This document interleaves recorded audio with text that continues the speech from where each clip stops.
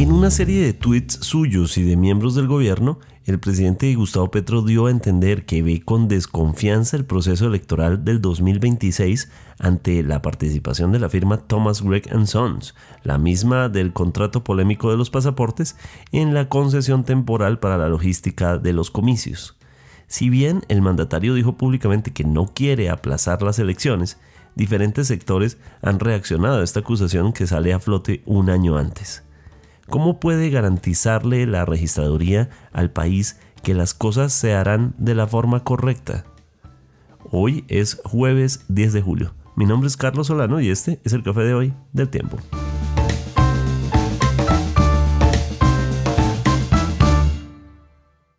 El Tiempo es un medio aliado de The Trust Project. Primero vamos con avances de noticias de las últimas horas. La Corte Constitucional tumbó 5 decretos de conmoción interior emitidos por el gobierno, incluido uno sobre el presupuesto territorial por falta de firmas. Salvó sí 3, uno sobre el nombramiento de un comandante militar de la zona para atender la emergencia en el Catatumbo.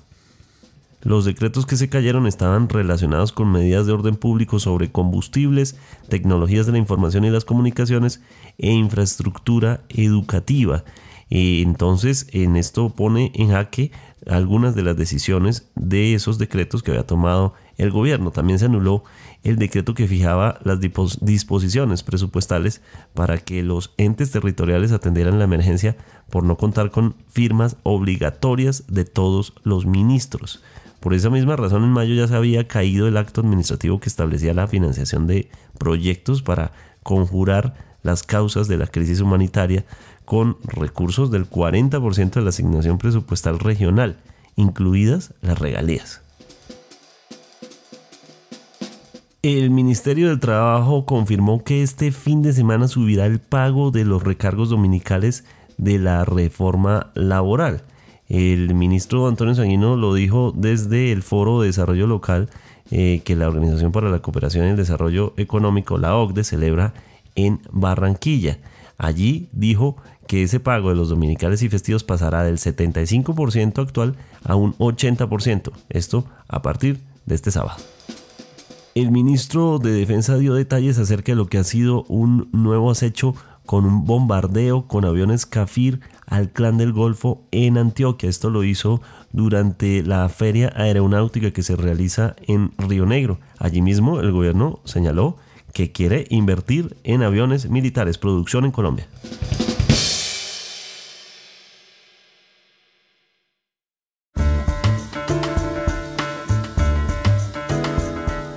Esta semana el presidente Gustavo Petro inició una conversación a través de su cuenta en Twitter, pero que se ha extendido, por supuesto, al escenario nacional, en la que sugiere que las elecciones de 2026 no le transmiten confianza debido a Thomas Gregg & Sons, la firma con la que hay ya un conflicto por la producción de los pasaportes. Tema que, por cierto, fue central en nuestro episodio del pasado martes 9 de julio. Los invitamos a escucharlo para entender más detalles sobre el asunto. Hoy hablaremos con un ex registrador nacional, pero también escucharemos diferentes voces del sector político acerca de lo que significa esto que ha planteado el presidente. Comencemos por el representante de la Cámara, Gabriel Becerra, del Pacto Histórico. Nosotros, como Pacto Histórico, manifestamos nuestra preocupación de que en un escenario tan vital para una sociedad como es el de la democracia, persista este proceso de contratación prácticamente hecho para una sola empresa, con una especie de pliego sastre, donde ninguna otra posibilidad se logra materializar y que lógicamente deja dudas sobre la transparencia que este proceso pueda tener.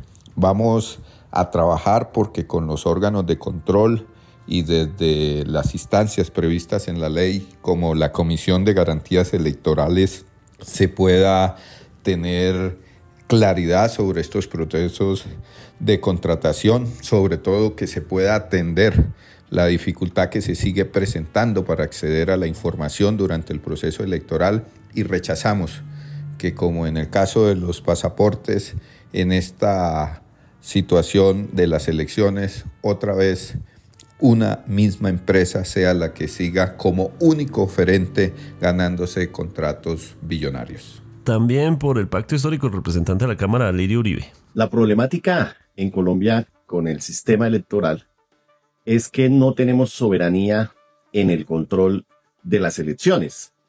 Hay una empresa que es Thomas Greb & Son, que es la que históricamente, por tercerización que hace la registraduría, hace todo el proceso electoral. Maneja los software, maneja las mesas, coloca e imprime los tarjetones, hace el acopio pues de toda la votación, hace la contabilización, maneja los C14, bueno, todo el procedimiento está privatizado y tercerizado.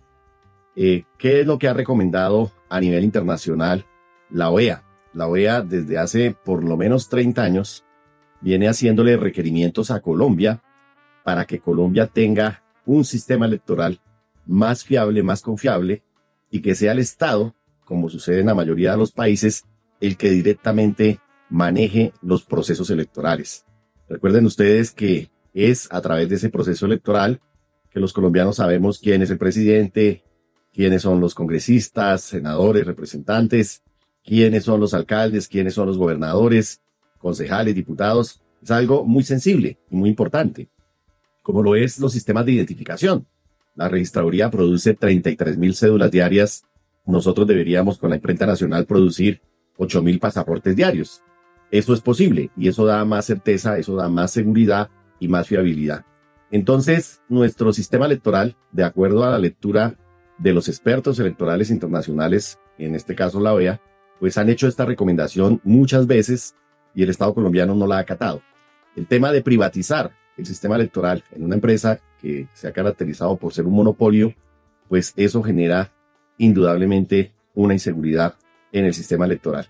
Por eso es plausible buscar un mecanismo que permita que recuperemos la soberanía con un control estatal. Aquí tenemos Consejo Nacional Electoral, tenemos registraduría, tenemos una sala electoral en el Consejo de Estado. Es decir, nosotros debemos tener ese control y evitar que terminen los particulares eventualmente manipulando los sistemas electorales o haciendo fraudes electorales o cualquier tipo de cosas.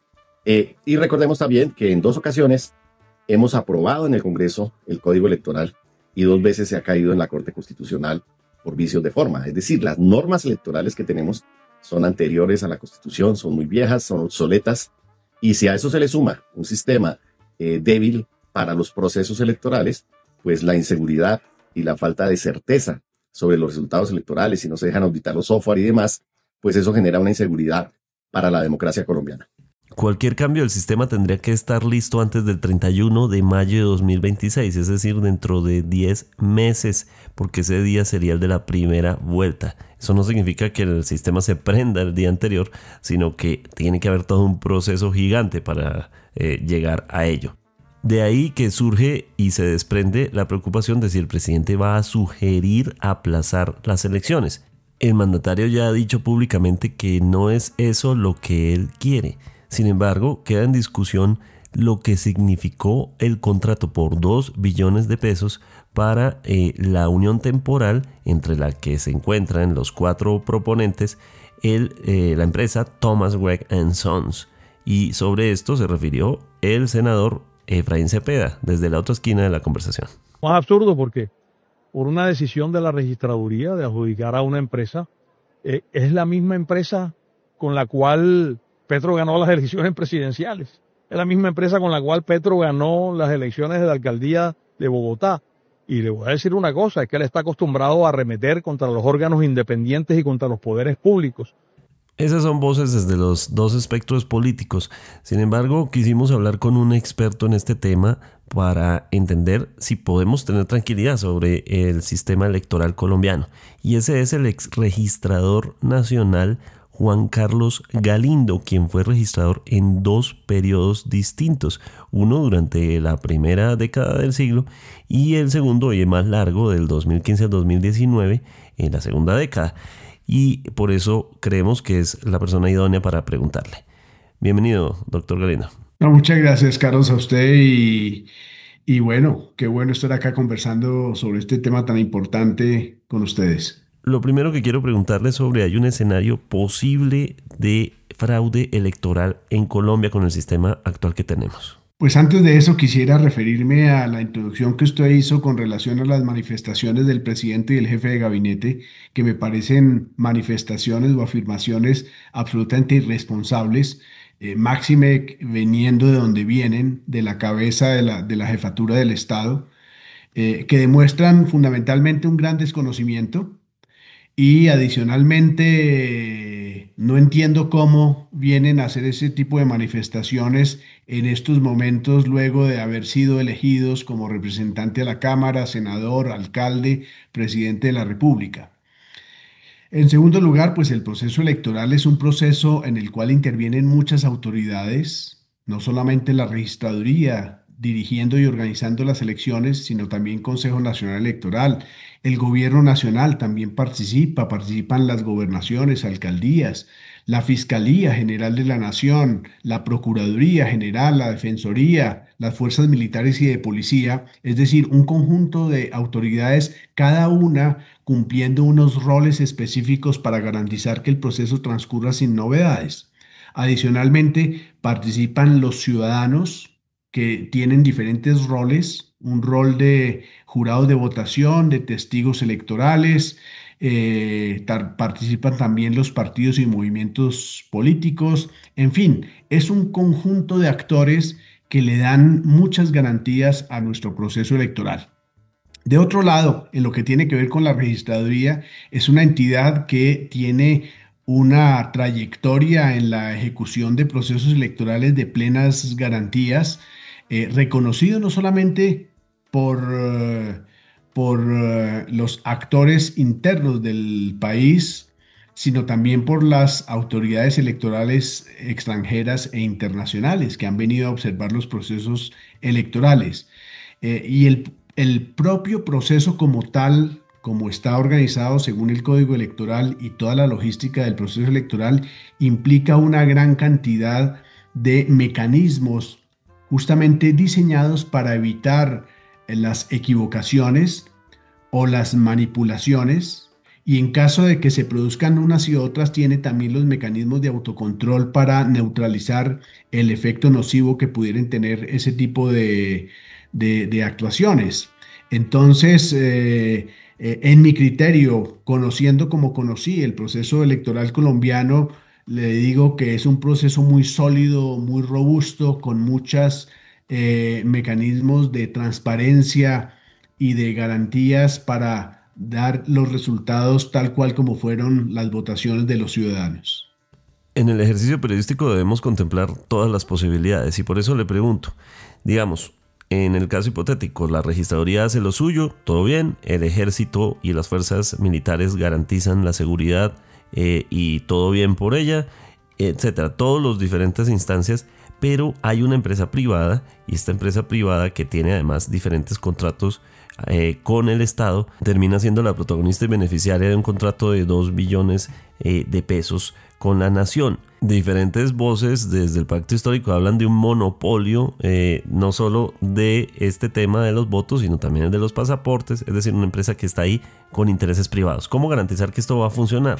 Bueno, lo primero es que no podríamos hablar de monopolio. Monopolio no es que exista la obligación de que la unión temporal compuesta por Thomas Gregg y otro grupo de empresarios sean un monopolio y solamente a ellos se les pueda adjudicar los procesos de logísticos y tecnológicos para la preparación y realización de las elecciones. No, esto deriva de un proceso de contratación en el cual se exigen unos requerimientos técnicos, financieros, tecnológicos y jurídicos muy importantes que deben cumplir quienes se presenten a este tipo de invitaciones de contratación. En el caso particular de la unión temporal de la cual Thomas Gregg Hanson hacen parte, puedo decir que Es un grupo de empresas que desde hace muchos años están brindándole estas labores de apoyo logístico y tecnológico a la Registraduría Nacional del Estado Civil.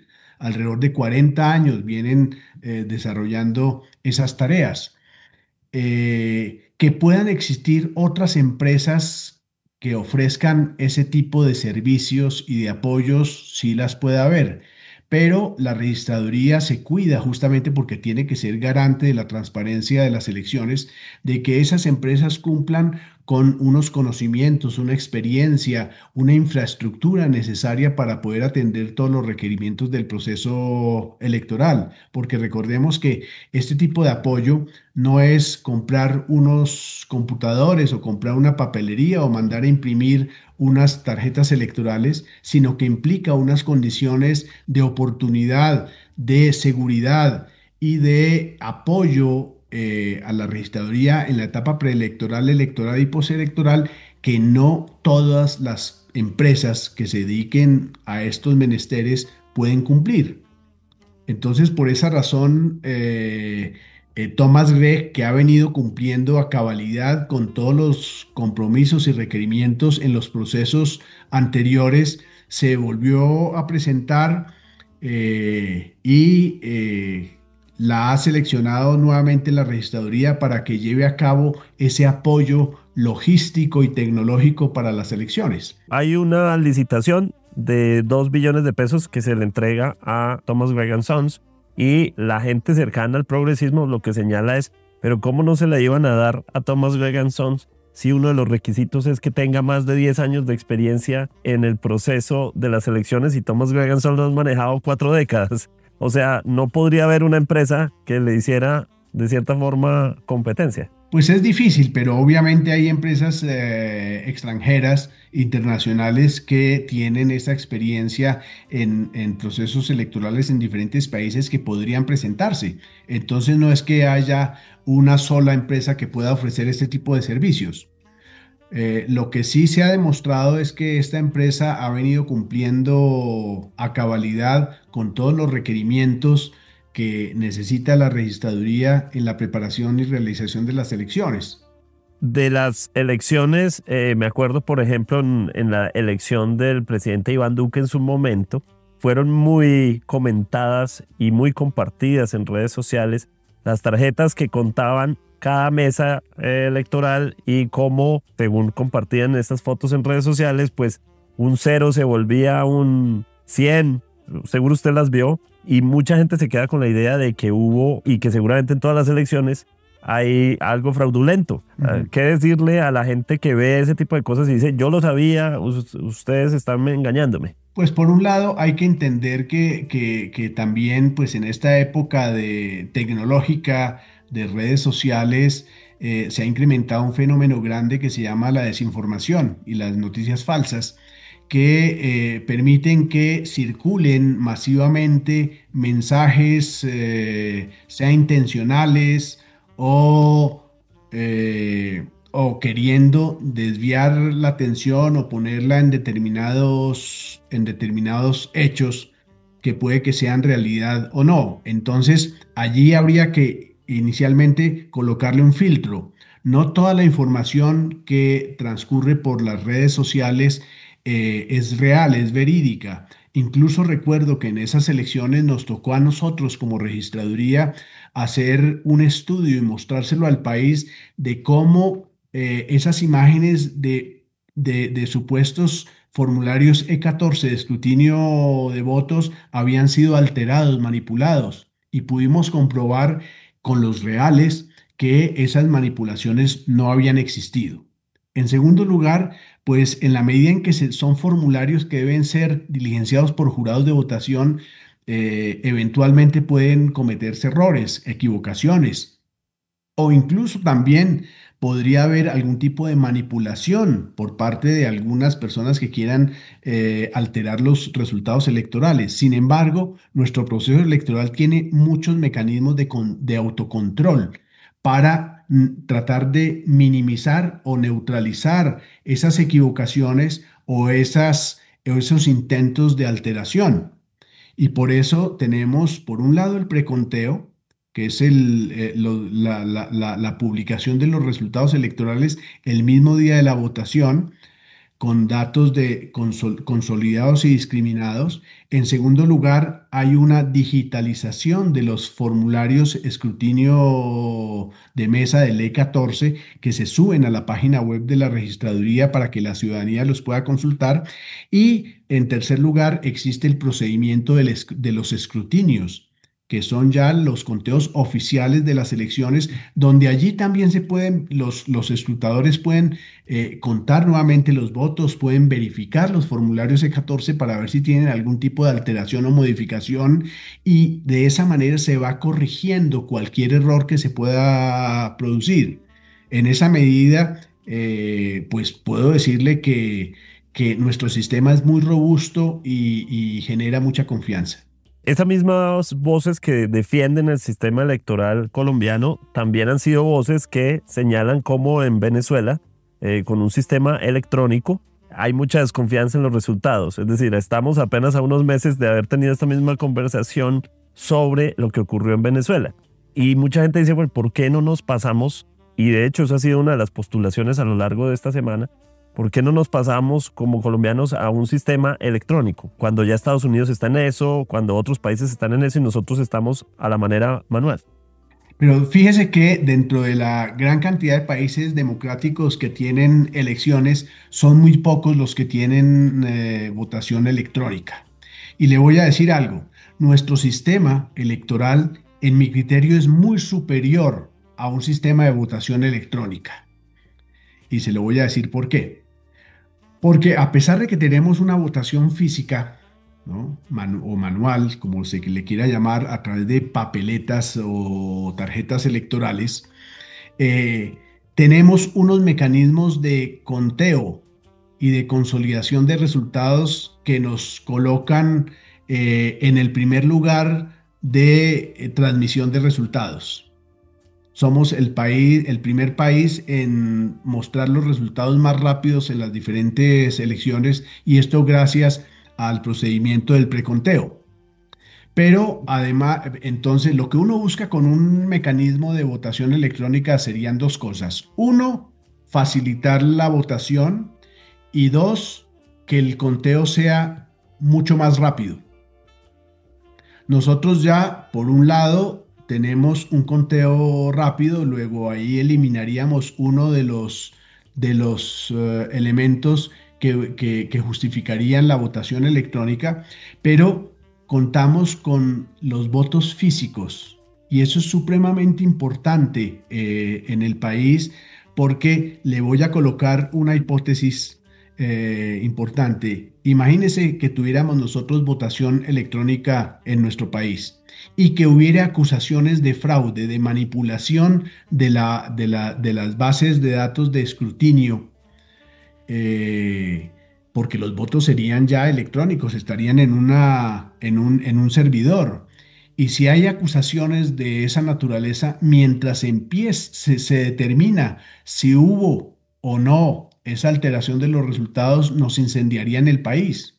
En cambio, nosotros tenemos, por un lado, la rapidez que le digo, pero adicionalmente tenemos los votos físicos que se pueden contar y recontar.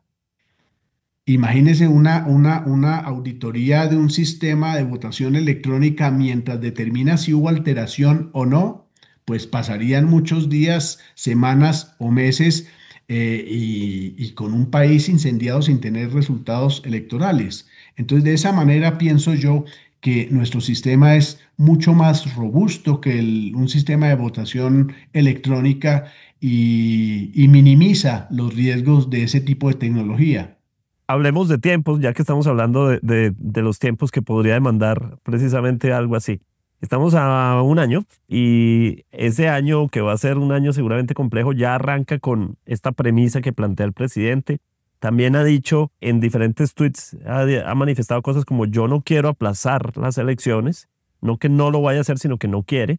Y pero no puede, porque las elecciones están señaladas por la Constitución y por la ley. Pero no puede declarar una especie de urgencia manifiesta a acudir a Busca algún emergencia, recurso para... conmoción interior, en mi criterio, no daría las condiciones máxime, porque ¿cuál sería la razón para hacerlo? Problemas de orden público. ¿Quién es quien debe garantizar las condiciones de orden público? ¿No? El comandante en jefe de las fuerzas militares y de policía, que es el propio presidente. Entonces estaría reconociendo la propia culpa para tratar de aplazar unas elecciones. Sería un contrasentido. Digamos, está ese escenario. De todos modos, ya esa idea está sembrada. O sea, ya el colombiano ha oído al presidente, ha oído a la gente de gobierno diciendo, esto da desconfianza. ¿Qué puede hacer en este punto la registraduría? ¿Qué puede hacer en este punto el país en general? Yo creo que es un tema de antes. país. Yo creo que debemos todos reaccionar, todas las autoridades, todas las instituciones, la ciudadanía, los partidos y movimientos políticos, en rodear a la organización electoral, a la Registraduría Nacional de Estado Civil, para decirle, aquí estamos protegiendo la democracia. Las elecciones tienen una serie de condiciones, de garantías y de seguridades que nos dan la tranquilidad de que la voluntad de los ciudadanos expresada en las urnas va a quedar representada en los resultados electorales. Entonces no debemos caer en el juego de las afirmaciones malintencionadas del presidente de la República, en el sentido de que hay desconfianza del sistema electoral. Además, cuando él es uno de los principales garantes de ese proceso electoral, como jefe de Estado, como líder de la Comisión Nacional de Seguimiento Electoral, él y el ministro del Interior tienen que dar garantías a todos los partícipes de que el proceso va a salir bien. Entonces, venir a generar ese manto de dudas sobre el proceso me parece absolutamente irresponsable. Y por eso todas las instituciones, la Procuraduría General de la Nación, las altas cortes, la academia, los medios de comunicación, las organizaciones sociales, debemos estar muy atentos a evitar que nos traten de barajar, si pudiéramos decirlo así, las elecciones el próximo año.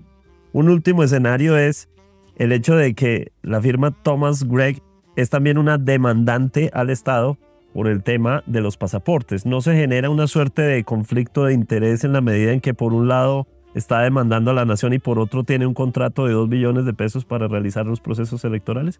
No sé si yo supe que sí había una demanda, pero creo que la retiraron en su momento. Pero independientemente, si la hubiere, yo creo que son dos temas absolutamente independientes. El tema de los pasaportes, las controversias que hay sobre el mismo. Si el contratista, en ese caso Thomas Gregg, considera que se le están violentando sus derechos contractuales, pues puede acudir a la justicia en ese escenario. Y por el otro, este es un proceso electoral con otra institución, y no veo que hubiera ningún tipo de contratiempo ni de conflicto de intereses si se diera esa situación que usted manifiesta.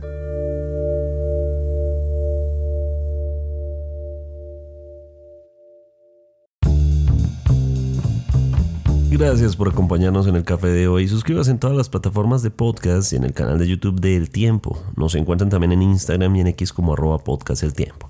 Además, si quieres recibir a través de WhatsApp la notificación de cada nuevo episodio, sigue el enlace que se encuentra en la descripción o envíenos un mensaje con la palabra suscripción al teléfono 320-300-5327 y haga parte de la comunidad de El Café de hoy.